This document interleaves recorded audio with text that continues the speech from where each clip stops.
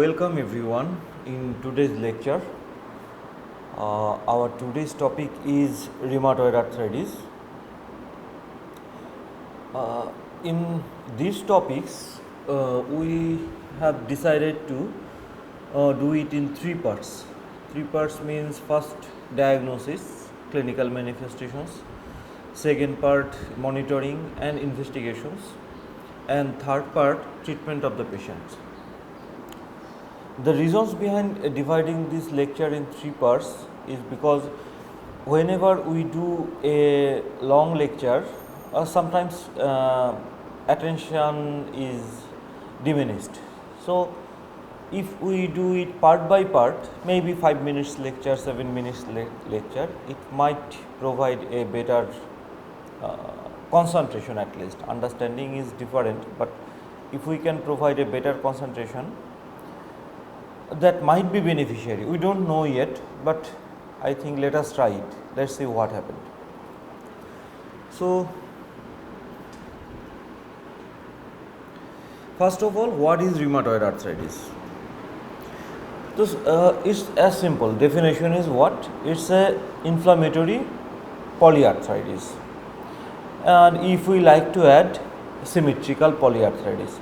So, this is an inflammatory symmetrical polyarthritis predominantly affecting small joints of hands and fingers with a female preponderance. So, if we go of unknown etiology, so if we go for a definition, the number of parameters will go on and on.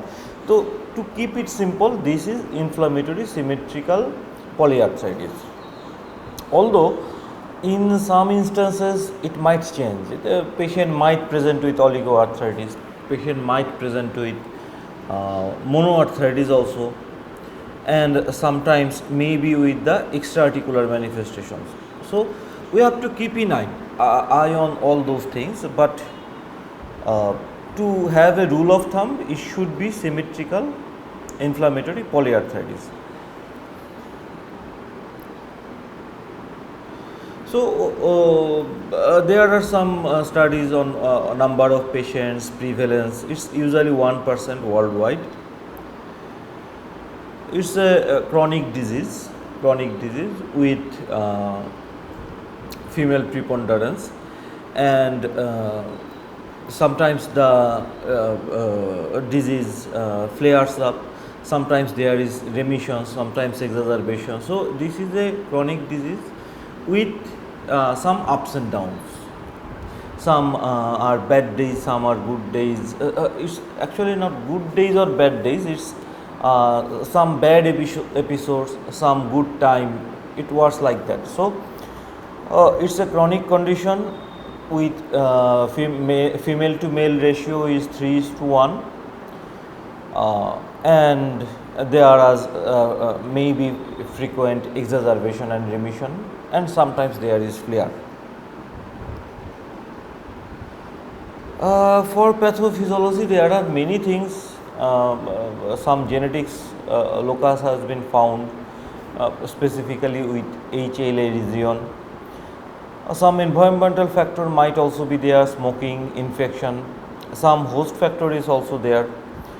So, considering all those things, the pathophysiology is complex, and after these all complex thing is this is in a simple words that pathophysiology is not well understood actually. This is the etiology is still unknown, that why rheumatoid arthritis happened.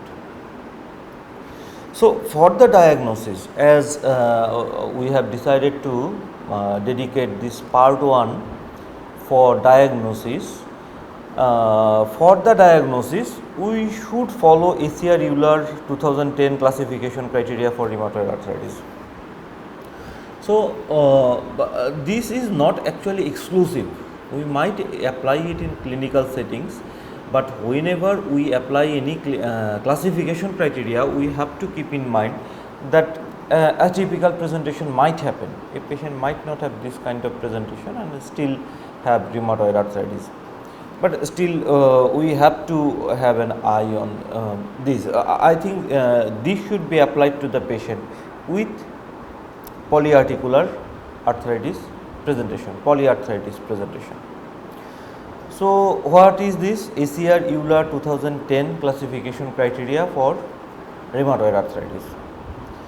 So, if we see the criteria, there are some domains we have to memorize this 4 domains. What are the domains? Joints affected, number of joint affected, serology, then duration of symptoms, then acute phase reactants. So, this is joints affected, serology, duration of symptoms and acute phase reactants. This is a very simple classification criteria. Problem is in the first domain. First domain is number of joints affected. First 2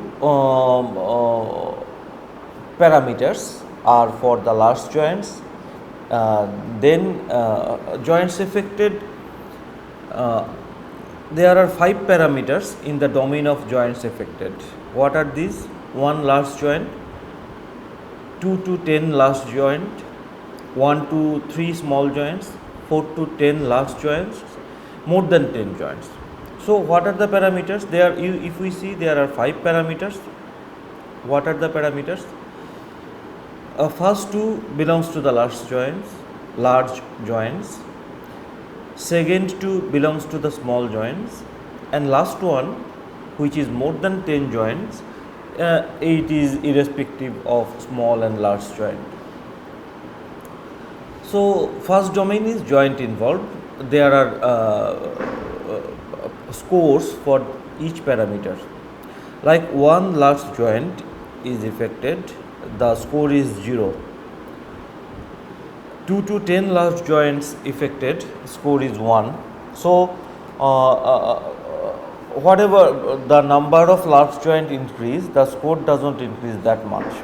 But if there is 1 to 3 joint affected, the number is 2. 4 to 10 small joints affected, number is 3, and more than 10 joints affected, number is 5. I think the scoring system, I am not sure, I will check it and I will share it with you later, but this criteria is present in the Davidson. I am not sure, I will check it and I will inform you later. 4 to 10 small joints might be scoring 4, or maybe it is right. So, 4 to 10, 3, and number more than 10 joints. If number of joint affected is 10 with at least one small joint, then the scoring is 5. Now, if we go for the serology, this is very simple. We see 2 serological tests here. We do like rheumatoid factor and anti-cytolinated peptide antibody or anti-cyclic cytolinated peptide antibody. So, in that case, if both are negative, score is 0, low positive, score is 2, high positive, score is 3. Duration of symptoms less than 6 weeks 0, more than 6 weeks 1. Acute phase reactants, normal CRP and ESR 0, abnormal raised CRP and ESR 1. So, these 4 domains: joints affected, serology, duration of symptoms and acute phase reactants. These are 4 domains.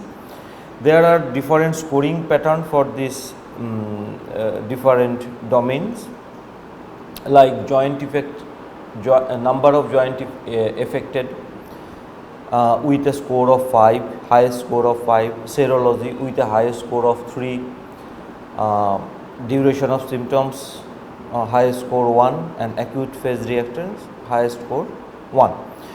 So, there are some subtle points among these things actually, because what are the definitions of small joints, what are the definitions of large joints, which small joints should not be counted in these parameters. So there are many other things, but at a glance this is the criteria: joints affected, serological test, duration of symptoms, and acute phase reactions. These are the 4 domains, and there are variable parameters. So if a patient has a score of 6 or more, it is likely that patient is suffering from rheumatoid arthritis. Likely. Of course, there are some variations. So we are not discussing the variations in this lecture. I think at least this should be understood from this lecture, that if there are the score of classification criteria is 6 or more, then we can consider that the patient is suffering from rheumatoid arthritis. The important thing is that to note that if even the serology is negative, the patient might be labeled as having rheumatoid arthritis. So I think the part 1 of rheumatoid arthritis is done here. So we will do the next lecture of rheumatoid arthritis part 2, in which we will focus on investigations of rheumatoid arthritis and might discuss some features of extra-articular manifestations of rheumatoid arthritis. Thank you.